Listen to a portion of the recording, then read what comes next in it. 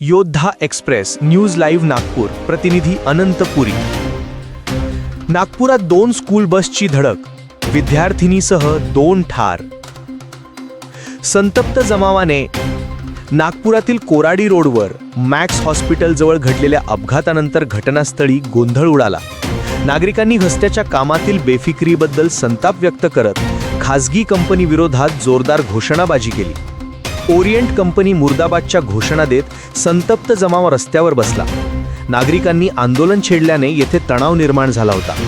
घटनेमुळे येथे बघ्यांचीही लोठी गर्दी जमल्याने वाहतूक पूर्णपणे ठप्प झाली। शुक्रवारी सकाळी घडलेल्या दुर्घटनेमुळे पालकांमध्ये तीव्र भीती व संतापाचे वातावरण पसरले। प्रत्यक्षदर्शींनी सांगितले की कोराडी रोडवरील सुरू असलेल्या अपुऱ्या आणि हलगर्जी कामामुळेच हा अपघात झाला। येथील कामात दिरंगाई आणि वाहतुकीच्या सुरक्षेकडे दुर्लक्ष केले जाते, त्यामुळे या भागात अपघात वाढल्याचा नागरिकांचा आरोप आहे।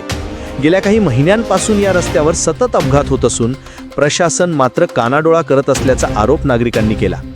घटनेची माहिती मिळताच पोलिसांनी तातडीने घटनास्थळी धाव घेतली। जमाव पांगवण्यासाठी बंदोबस्त वाढवण्यात आला। मात्र संतापलेल्या नागरिकांनी आता पुरे झाले, आमच्या लेकरांचा जीव धोक्यात घालणाऱ्यांवर कारवाईची मागणी केली। अपघातामुळे विद्यार्थ्यांना जखमी अवस्थेत जवळच्या रुग्णालयात दाखल करण्यासाठी धावपळ सुरू झाली। काही पालकांना मुलांना पाहून आक्रोश फुटला। वारंवार होणाऱ्या अपघातांना जबाबदार कोण? कोरडी रोडवर राष्ट्रीय महामार्गावरील रस्ते दुरुस्तीच्या कामातील बेपर्वाईमुळे वारंवार अपघात होत आहे। त्यात अनेक जखमी होत असून काहींचा जीव घेतले जात असतानाही NHI आणि स्थानिक प्रशासन फक्त तमाशा बघत असल्याचा नागरिकांचा आरोप आहे।